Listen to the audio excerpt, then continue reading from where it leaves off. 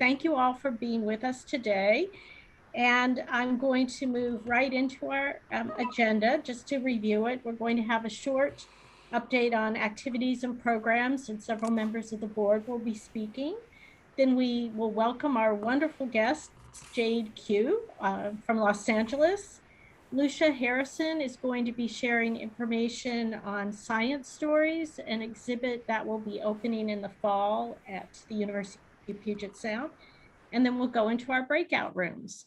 So with that in mind, I want to hand the program over to Pat Psba, who is part of this year's exhibition planning.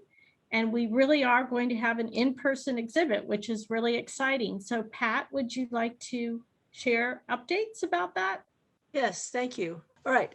Well, first of all, I do want to thank everybody for all the support that you've given us so far in this process, both last year and this year, because it's been quite a strange trip we've been on, hasn't it? At any rate, I'm standing in for Sally Alger, who is the lead for the exhibition this year, and she's out of town today, and so she's asked me to stand in for her, which I'm happy to do. I also want to thank the exhibition team members, which includes the curatorial team and also our support group of volunteers who are going to be helping with various aspects. And those are Sally Alger, myself, Rachel Watson, Peter Newland, Jan Ward, and Helen Valmer Edwards. So I just want to thank everybody in advance for everything that you have done and will be doing throughout this year as we try to pull this off. Yes, you're seeing the exhibition calendar as we have it, as we know it today. I also want to say that we have received beautiful entries so far.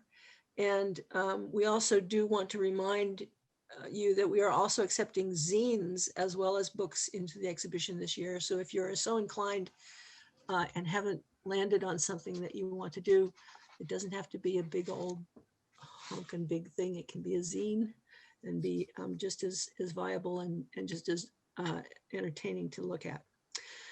All right, so the prospectus and the form stack forms are up on Wild Apricot, and you can access those directly from the website. Submissions started Thursday, April 1st. Between Thursday, April 1st and Friday, June 25th, those who need their work photographed arrange an appointment with the traveling photographer, Rachel Watson. She comes to them with her back of the truck studio, which lets us do our photos safely. And the only thing, the caveat is that you do need to sign up on FormStack for that if you haven't already. And if it has stopped in terms of the FormStack, you can still contact Rachel Watson to get a date with her.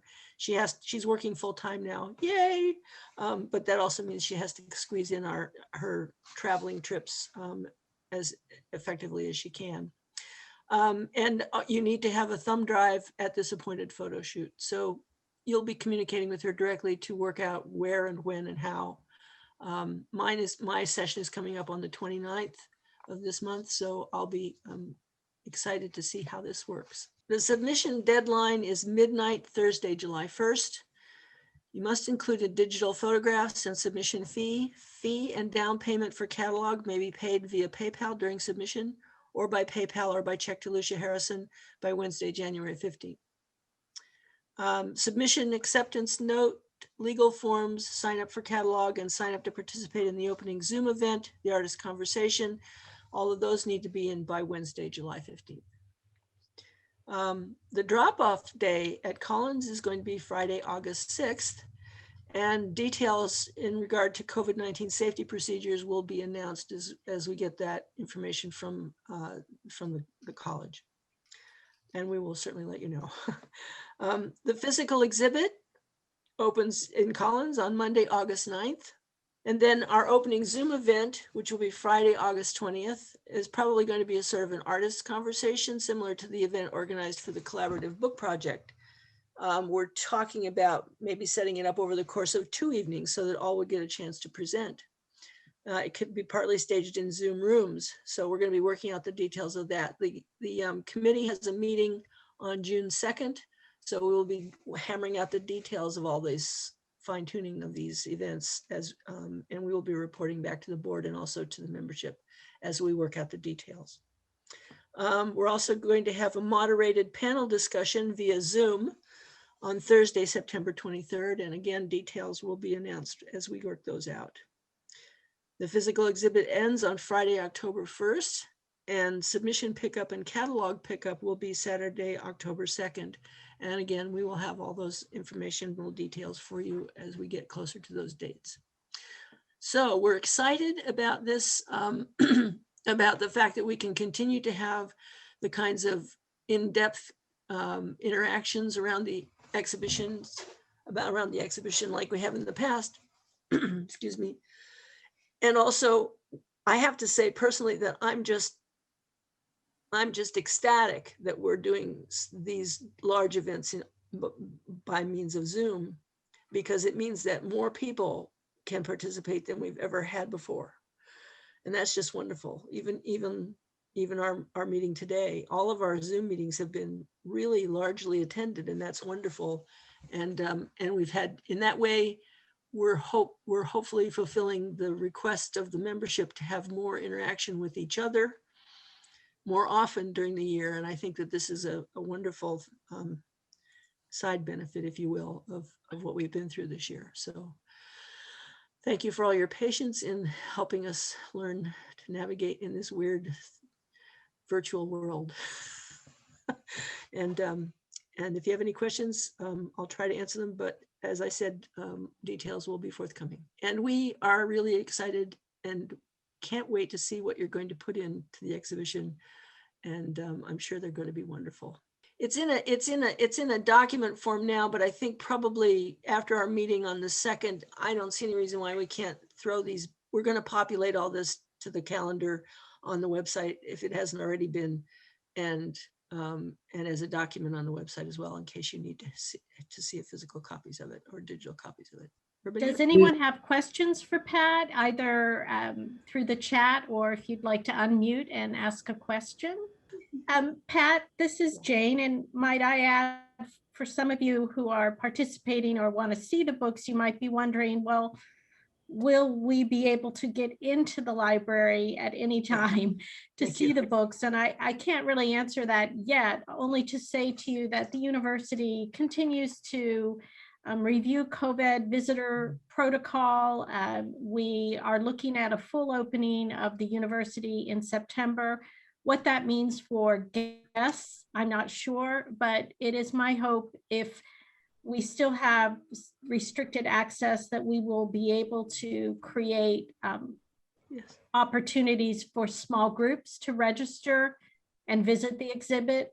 So it might not be as easy to come into the library at any time that you are on a whim, but certainly with visitor protocol, we will make arrangements for groups to visit the exhibition space. So keeping fingers crossed. Yes. And we also actually, this is an interesting conversation that we've been having about this year about the exhibition, and the whole idea that in some ways it might be a wonderful experiment maybe next year to have pop-up exhibitions of our work in places like storefronts in some of the cities and towns that we inhabit, in a way to bring it out into the public a little bit more in a neighborhood fashion, so to speak, and that we're looking at all kinds of ideas about that, particularly as we've been watching artists adapt this year during COVID and last year, and seeing an amazing amount of art flowing into our communities. And we're just really excited about that. And so we're really excited that our exhibitions may become really amazing and strangely wonderful and different every year, and that will be great. So there we go. Thank you so much, Pat, and thanks to everyone on the exhibition team, because one of the words of the pandemic is pivot, and you've done such a great job of pivoting, and it's exciting to think that our cases will be filled soon. It's been very lonely and empty here in the library for the last year, so we're really excited about that. Malpina, did you want to just say a very quick update on Facebook? Yes, thank you, Jane. I just wanted to mention to people that PSBA has a wonderful Facebook page. And I know people have issues with Facebook, but maybe you can just be a Facebook member just to visit our page. So if you do that, you will find information about book arts regionally, nationally, and also sometimes internationally. So what will you find? Calls for art for exhibitions, artist in residence information. So if you desire to apply to one of those, you may. We have various workshops posted from different organizations across the country. So many people are offering their workshops online. So there's just really so much available. There's also artist talks available. There's videos of how to make. You can Google how to make something, and different organizations will say, okay, we're presenting a workshop on how to make flybooks. And also, we post exhibition information about what's happening in galleries that feature book arts, and there are also museum exhibits. And so please check it out. We, Jane and I are the administrators for that page. And so we post multiple times a day. So there's lots of rich information for you. Thank you. And if I can just tag on to that, Jane, is that okay? Yes, I was hoping either you or Mark would be able to share a little bit about our webpage. So great for sharing. Thank you. So Mark, do you want to do it or do you want me to? I don't know if he's here. I'll just go ahead. Mark, Jane and I met last week or earlier this week to work on the website. And anyway, one of the new features on the website is that you can click on this link to YouTube and you can find all of the videos we've recorded of our meetings and lectures. The other thing you can do on the website now is find us on Facebook. So Malpina was talking about the Facebook page. You can just click on there and you'll be able to find us on Facebook. And then we added a new feature called Monthly PSBA Update. So I know we send out lots of emails about what's coming up, but we'll also be posting those. And then you will be able to get all the information about the exhibitions, prospectus, and deadlines on the website. Anyway, I think that's all we need to say right now. Thanks so much, Lucia. And also just a shout out to our great volunteers who are working on the webpage. It's a lot of work. And also to our editors of the Zoom meetings. Gabby and Rachel have done such a great job of putting up the YouTube videos, and we are very appreciative. Thanks, Lucia.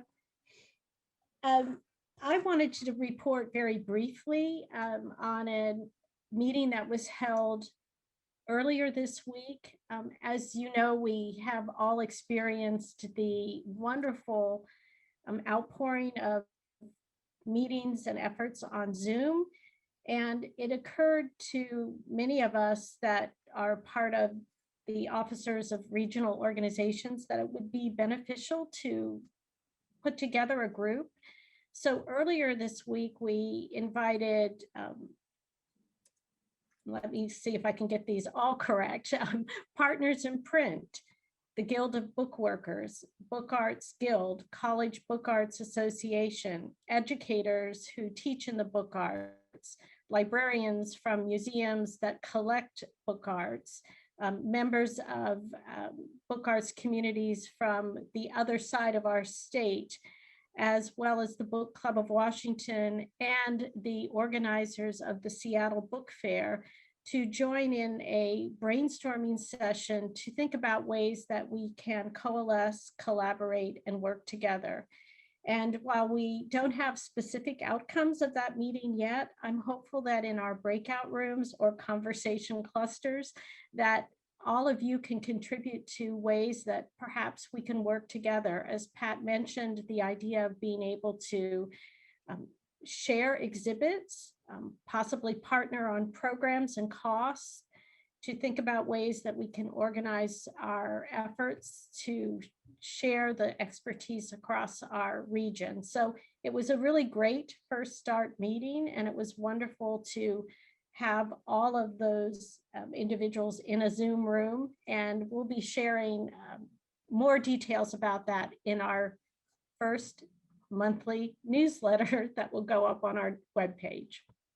Okay, well, this is a great segue into introducing Jade Quek. I think many of you know Jade from participation in book arts programs, and many of you are beneficiaries of her outstanding and amazing compilations of calendars of book arts events. And we thought it would be really great to hear from Jade to learn about how she works to showcase the calendar that she puts together and to share her expertise about collaboration.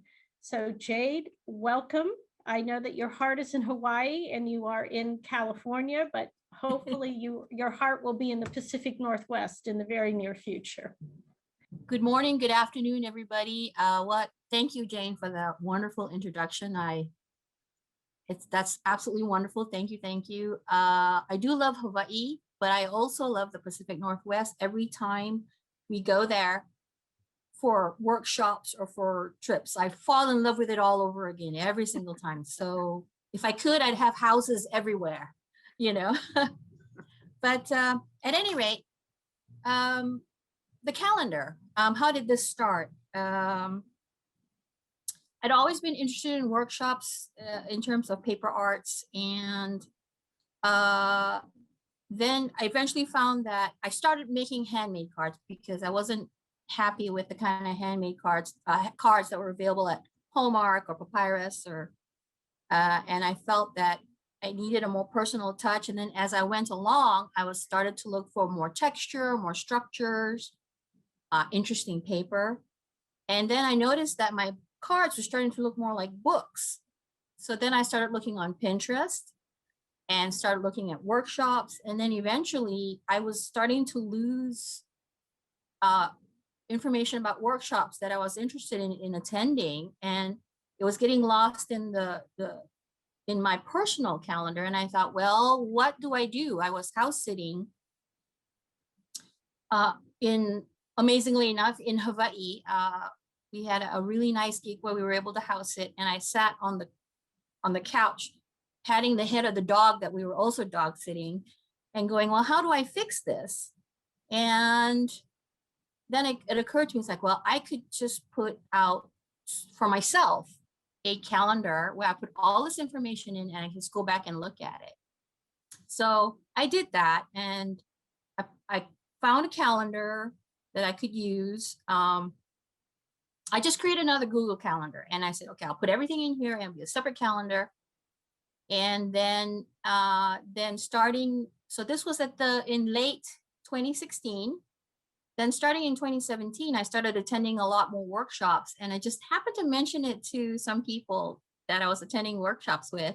And next thing you know, they're like, oh, please include us on your calendar. I'm like, but it's not a shareable calendar. And I'm like, okay. So then I went back went back and looked at how I could share this information. And at first it was just little ones and little bits here and there.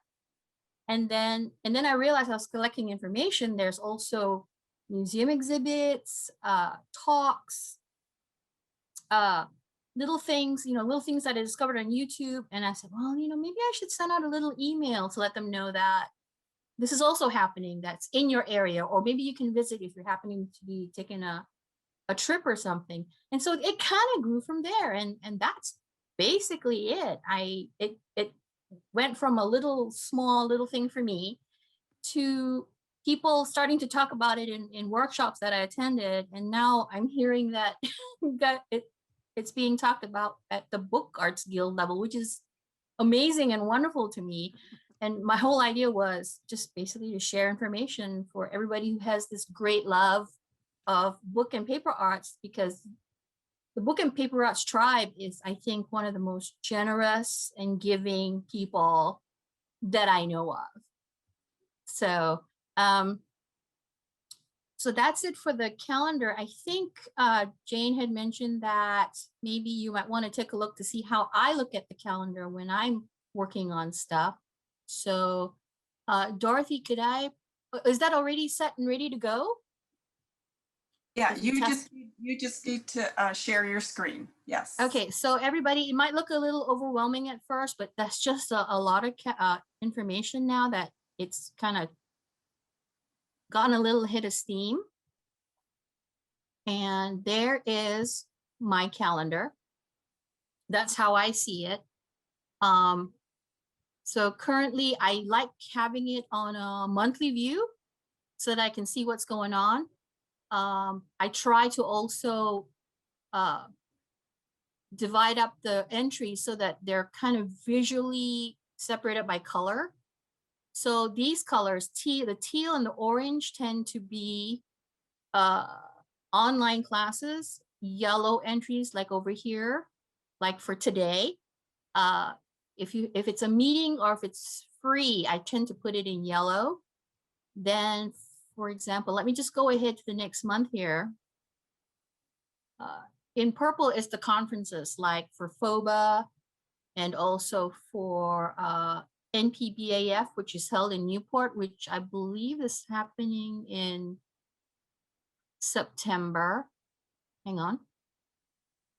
There's the Newport Paper and Book Arts Festival.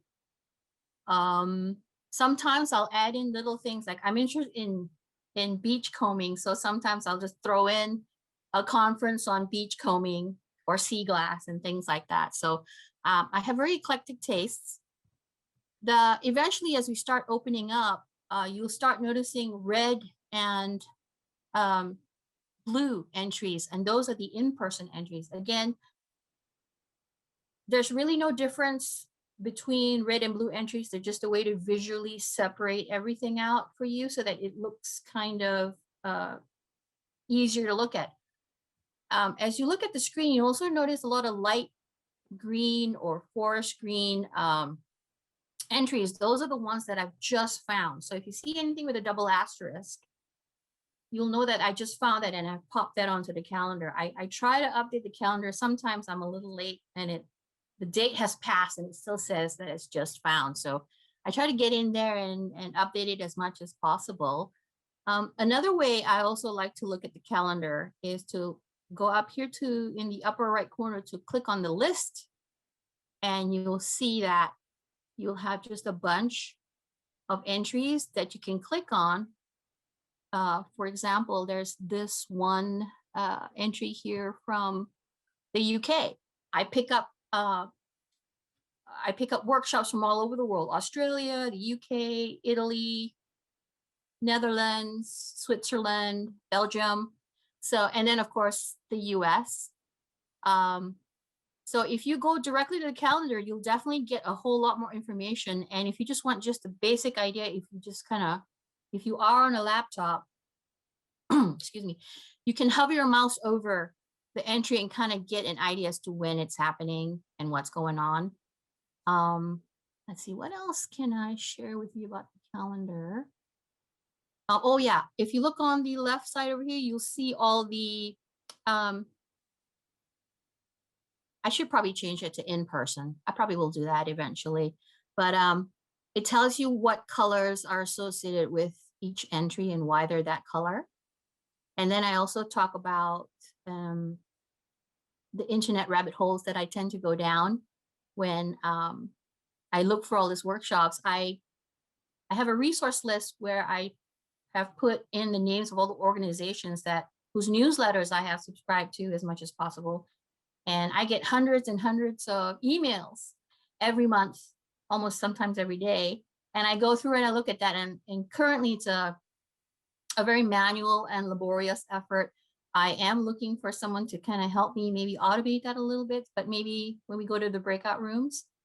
So I think that's it for me. If let me go ahead and stop sharing this. Let me go back to the month. Jade, this is Jane again, and I just want to say this is such an amazing service that you're providing to the book arts community. And for those individuals that haven't subscribed to the newsletter, I have put in the chat that we'll be sharing links, but perhaps you could share, like, what's the best way to subscribe? And second, if we find book arts events, do you want us to add to those hundreds of emails? Eventually I'm gonna open up the calendar to specific members who will be stepping up to the process. I would love to do that. I think there was an offer from another Book Arts Guild member from Seattle. Celine is on, I think, and she and I have been chatting back and forth. Great. And so yeah, I would love to do that because it's a huge, it used to be when I first started, it took one day to do my updates. I could enter stuff into my calendar, take out a little, put in a little email together and just go ahead and send it off. And now I have over 200 individual names that I need to send off to. So I need to work on that too. And it takes me 3 days to do just the updates for the newsletter. And I kind of have to work on doing it every single day. Otherwise it kind of gets overwhelming. So, but yeah, I would love to. I would love to open it up. Yeah, that would be fantastic. Yeah, this is just so helpful. So for everyone on the call, we're going to, rather than putting the links in the chat, we felt it would be easier just to share those links in a email so that you would have them all together. And Jade, amazing. Like, let's unmute and just share. Thank you. Oh my God, you're gonna make me blush. No, and I don't blush. No, thank you so much, Jade. Oh no, thank you. My pleasure. That is great. That's okay. I am a fan of Jade's newsletter and calendar. I don't tend to look at the calendar per se, but the newsletter, I try to just run through it and see things that catch my eye. And because of that, I got to spend 2 weeks in Italy in 2019 with Lynn Suris doing paper making and other forms of book arts, etching and stuff. It was amazing. And then Jade also has a section if you're in the area. And so right before everything shut down last March, I was in New York in February and got to go to the Pratt Institute to see Amy, or I'm going to draw a blank on her name, but this amazing exhibit that she had there. I Am a Book, I think was what it was called. It was fabulous. And she was there the day that we dropped in. So I got to actually meet her. So the calendar can be daunting, but Jade's encapsulation of things, I use it a lot. I mean, not so much for going places recently, but soon. I just want to give her a shout out because it's amazing. I've got great, good tips. Thank you, Lori. Testimonial. Thank you so much. Thank you, Jade. Yes. So we appreciate that. And I anticipate that there will be lots of folks that will want to assist, hopefully. Switching gears a bit, I'm going to invite my friend and colleague, Lucia Harrison, to share her screen. Lucia and I, along with Peter Wimberger, the director of the Slater Museum of Natural History at the University of Puget Sound, have been working for the past 18 months or so on a collaborative exhibit in which artists and scientists were paired together. Again, using that dreaded word pivot, we had to pivot this year. The exhibit should be in the library now, but it will be next late fall. And Lucia did some terrific work in coordinating the artists and scientists to create videos and to develop a web page. So she's going to give you a harbinger of things to come in the near future. The Science Stories exhibit involved pairing book artists with regional oriented scientists. And they, during 2020, we had a, what's it called? A speed dating event where we all met together and talked to each other, the scientists and the book artists, and then people paired up, and that happened just before the shutdown. And so during the pandemic, they worked for the entire year to create the artist books that are in this exhibition. So because we couldn't have the exhibition in person last February, we decided to launch a website. And so this is the website, and you can see the link on the top. Maybe I'll put it in the chat too, blogs.pugetsound.edu science stories. And the way it's organized, there's an essay about science stories and how we all got together and the various approaches that the artists and scientists took to create this work. And then there is a sequence of sections: water, mountains, ice, flora, fauna, human health. Those are the themes that emerged from the collaborations.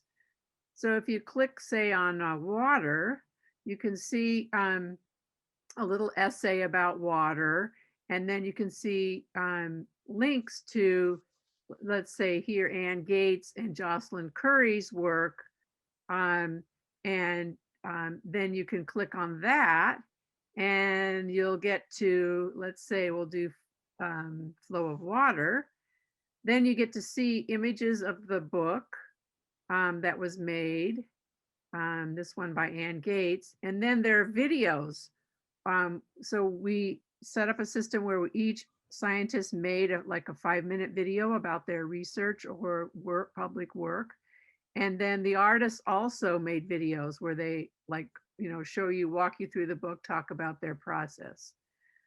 So the themes were water. There's one on mountains, obviously, because we live in the Pacific Northwest.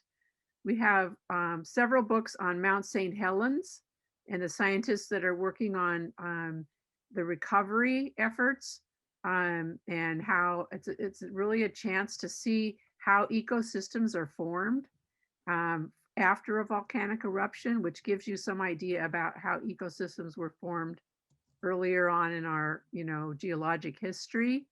So there's a couple of books on Mount St. Helens. There's a wonderful book on Mount Rainier, and the fact that now Mount Rainier has been occupied and used by indigenous people here for the last 8,000 years.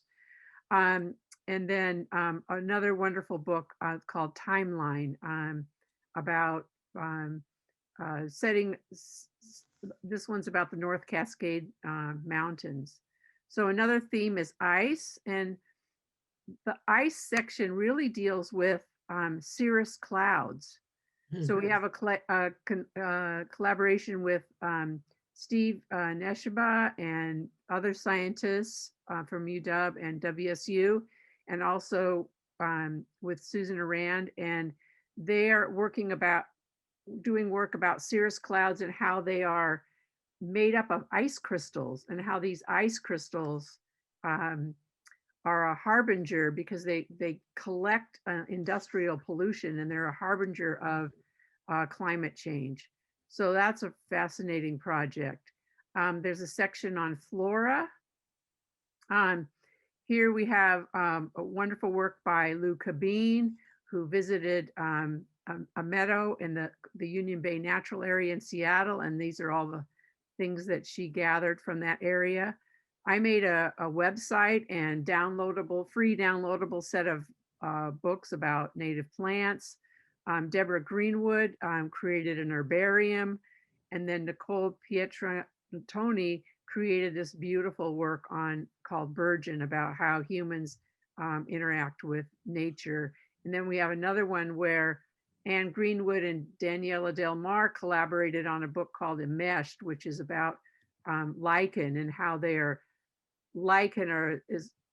used to think it was a symbiosis between two organisms, but actually it's like a miniature little ecosystem. And they use that as a metaphor for human relationships. Pretty interesting. We have a section called Fauna, where we have Dorothy McQuiston, who worked with Stacy Weiss on work about the striped plateau lizard. Gabby Cooksey, who worked on pangolins.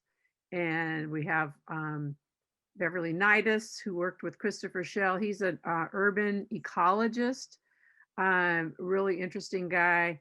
And then Suze Wolf, who worked with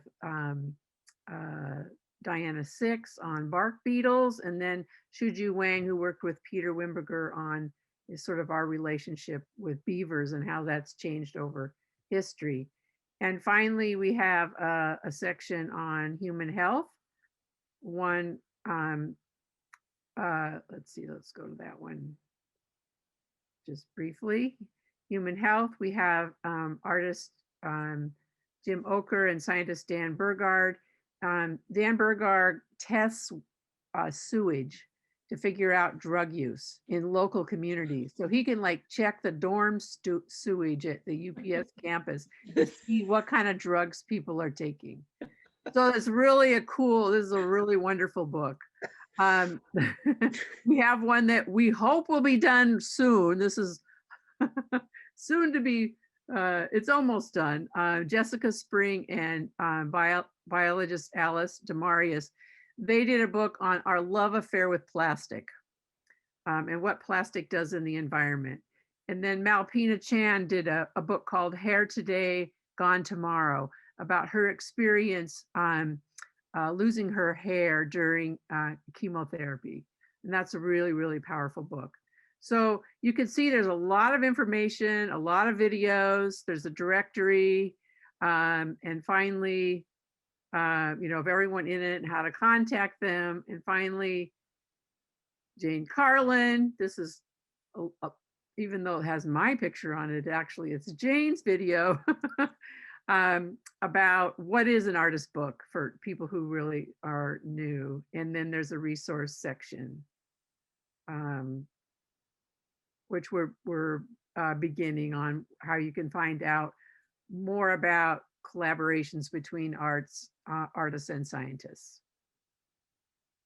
We'll be having an in-person exhibit after the Puget Sound Book Artists exhibit is over. So it'll open in mid-October and go through the end of the year, possibly into January.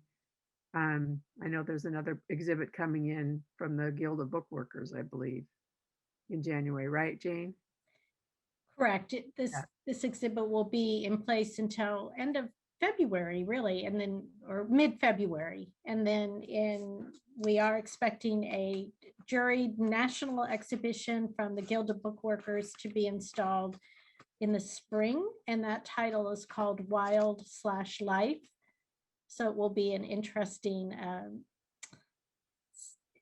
exhibit to follow this one. And I would just like to thank Lucia because she really is the power behind the website, and also to the University of Puget Sound's Chisholm Fund for supporting this exhibition. We're so fortunate to have the support of our provost and president, and we hope to have some in-person events. So stay tuned.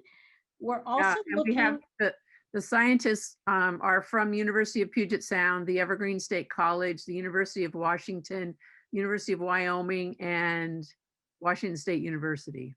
And local Tacoma right. Water utilities, yeah. Public utilities. So I think this was a great example of the way that we can take an artist book and introduce it to a completely new audience. And in that process, we also found out a lot about collaboration between two different disciplines, and that was really a wonderful experience.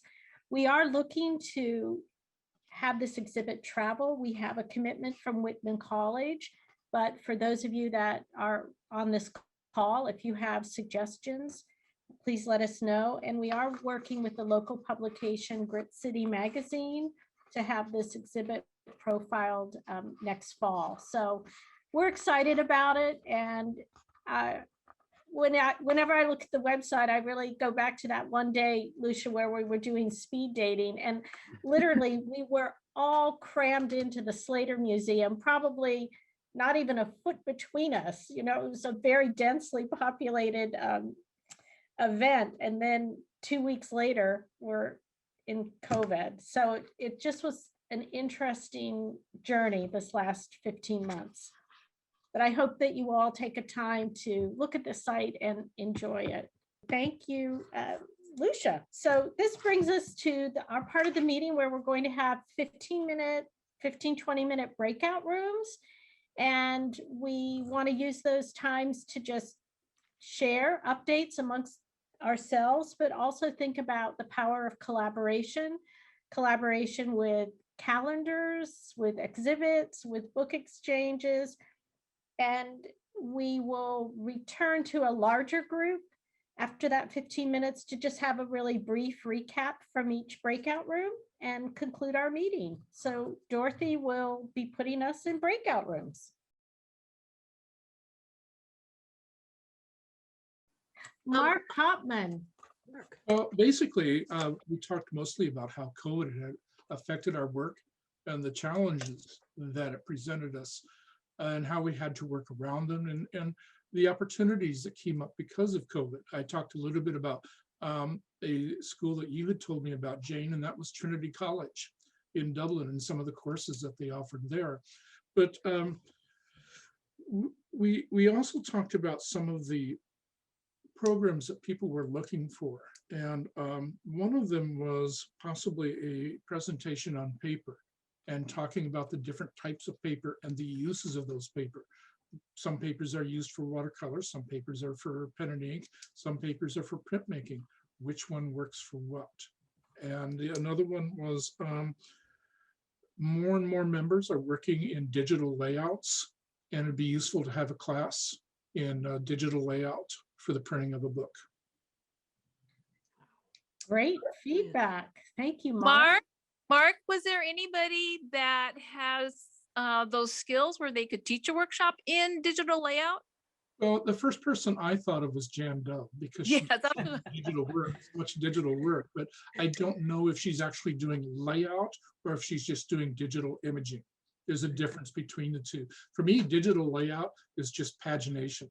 Right. Where you make your mock-up and you sit there and you figure out how it's going to look on the screen. So when it goes through the printer, it comes out the way it's supposed to. And right. That's what I think of when I think of digital layout, is just pagination. I would like to learn that. Jan is here. Jan is on the call, and we don't want to put you on the spot, Jan, but your name was mentioned. Did you want to jump in at all? Well, there's a software that makes it fairly easy, but it's a very expensive software, and I object to Adobe using us the way they do with their subscription fees. I'm not aware of any free software. I'm sure there are things like that online, and I could look into that, but it's not my area of expertise. I just kind of fake it with Photoshop.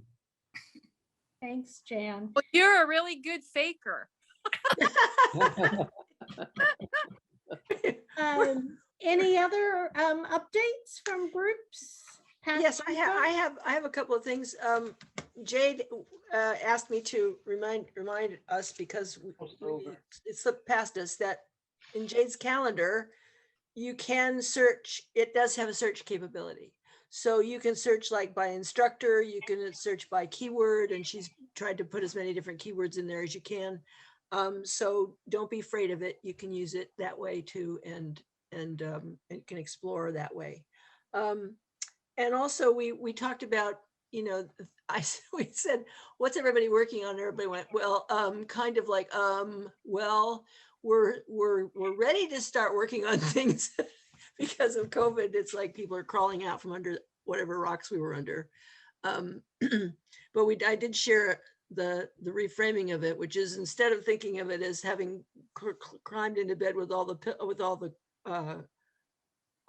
blankets over your head for 12 months, that maybe we were just diving down into the deep well of where all of our inspiration comes from, and now we're coming back to the surface with all kinds of ideas for new things to do. That reminds me of my friends in Ohio that are experiencing the 17-year reemergence of Locusts. cicadas. Cicadas, yes.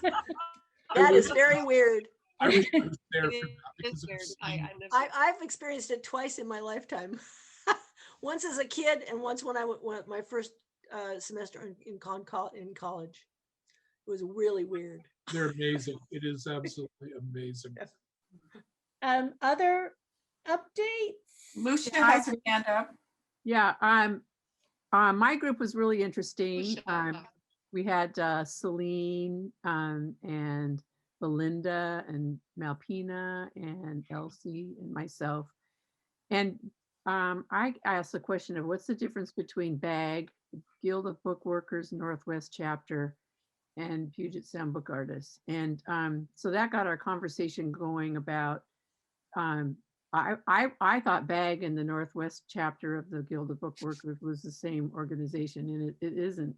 And so we talked about how important it is to have an institutional affiliation in an organization, which the Northwest Chapter doesn't have, of the Guild of Bookworkers, and PSBA and BAG have an institutional affiliation. But we talked about the graying of our leadership. And for example, if, Sandra's not going to live forever, Jane's not going to live forever. How do we transition our organizations when the institutional affiliation on which we've been so dependent might change? How do we deal with that transformation? And how do we, is it really that BAG is like the kind of like Seattle to Bellingham group, and PSBA is kind of like the Tacoma to Olympia, Portland group? Or how do we rethink our organizations so that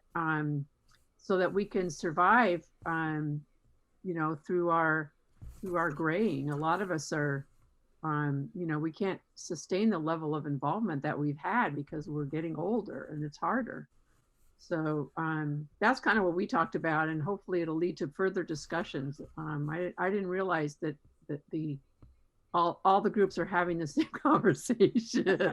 Okay. And Lucia, that's just so great because we had that regional meeting, and I think that a lot will come out of that. And one organization that we haven't mentioned is the College Book Arts organization, and that organization is not just college. I think it was formulated with college, but there's such a wide range of individuals engaged in that national organization that it's also something to think about in terms of how might we think about that organization. So interesting times. Yeah. Thank you. So Becky. Just a second. Yeah. Well, our group talked a segue from that as we talked about libraries in general as community libraries as being places to exhibit, to, small community-minded exhibits of book arts, noting that wherever we want to exhibit our books, they really run into a certain sort of fixtures and hardware issue where they have to be safe and not handled necessarily, and does the place have vitrines? We talked about that, but a lot of people have local libraries that they've had shows and also Jan has submitted a proposal to the Port Angeles Art Center to see if they will be able to stage the Science Stories show. So if that, there's a lot of things like that where you have to submit quite a bit of time in advance and then wait for a curatorial committee to decide and that sort of thing. And then there was another question a couple of people had about Facebook, because they're not subscribers to Facebook, and wanting to know if they click on that Facebook button from the homepage of our website, will they be able to see that Facebook page without having to get all the advertisements and the stuff that other people get? No? What happens? Becky, I think the answer to that is they will not be able to. This was part of a discussion. Okay. I think, did we have it at a board meeting? We did. Yes. And I think I don't know. We'd have to have I can't test it because I am a Facebook member. Yeah. And so Right, I absolutely. believe that you have to be a Facebook member in order to view the pages. And I think that people's fears could be addressed by how they set their security up. Yes. The privacy part, not the security, I'm sorry, the privacy setting. And I don't know, maybe that's something that someone could volunteer to write up and we could share that. I mean, I don't know. I'm just throwing that out there. We need, actually probably need somebody to do a test for us, somebody that doesn't. It isn't on doesn't, Facebook. I did a test, it doesn't work. Yeah, Okay. I think you have to be a member of Facebook, so we'll make sure that we can look into that, Malpina, and you and I can maybe write up something. Okay. I'm Oh, I'm just checking the time here, so I want to make sure that we get all reports back. Anyone else have anything to share? Oh, At the very end, I don't know if it got communicated because we were kind of at our time limit, but I think one way we can collaborate with like BAG, for example, is to do things like via Zoom, whether it's, meetings, so people don't have to drive on I-5, whether it's sharing artist talks that way. I feel like if we use the Zoom option, so it's not a nuisance, but ends up being a benefit, you know what I mean? And so use it that way where we could share like an artist talk, we could share the expenses, we could share the artist's presentation via Zoom, so that's a way both organizations can collaborate, and it would allow the different memberships to get to know each other, and then we could share resources. Just an idea. Thanks so much, Malpina. And I know in in my group, we had a discussion about how Zoom is great, but as Peter said so eloquently, we want to be able to interact with the works, hold the books, feel them, turn the pages. So we're all looking forward to returning to an environment where we can have time together, but also take the best of Zoom.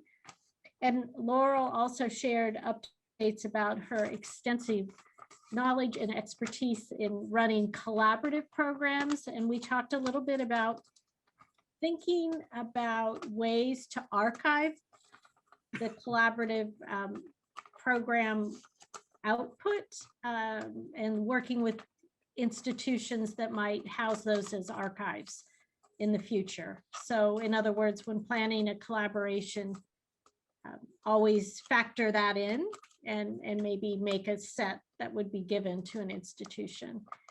I do know everyone is conscious of the time, so I don't want to end abruptly, but I do want to thank everyone for joining us. And as our president at the university always says, it's so great to see your faces on my screen. And particularly to those of you that have come from so far away. And I think Lucia has some parting comments. Yeah, I just want to give a shout out to Laurel Moorhead, who is the absolute genius behind this postcard exchange. She has organized all of these workshops. She's organized all these groups. I mean, the amount of effort and work to get us all going is just incredible. And I just wanted to say, we all have been talking about it. It's brought so much joy to our organization, and we really appreciate what you've done. Yes, thank you so much. Thank It's you. just like every time I get an email from you, I get so excited. Good. I'm worried I'm tormenting everyone. So that's wonderful. But I do want to say it has been a collaborative in the administration.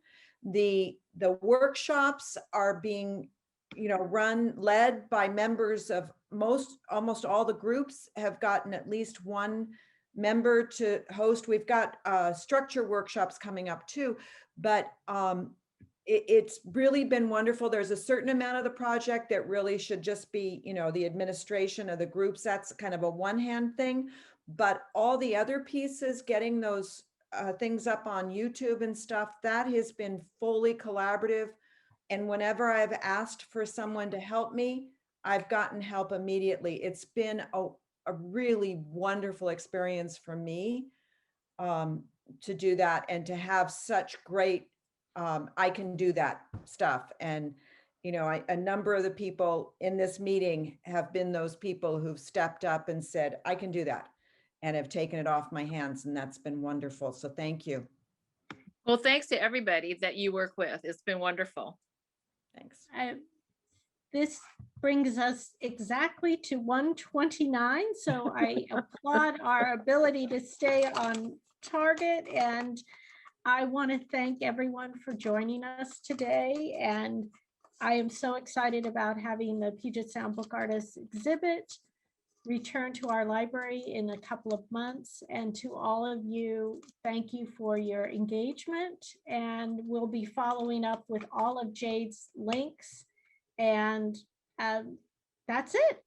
Well, thank you Just to wanna you, Thank you. and Thank you, Collins, Jane. for giving us a home. And well, my pleasure. And Dorothy, as always, thank you for the Zoom. And everyone, have a great weekend.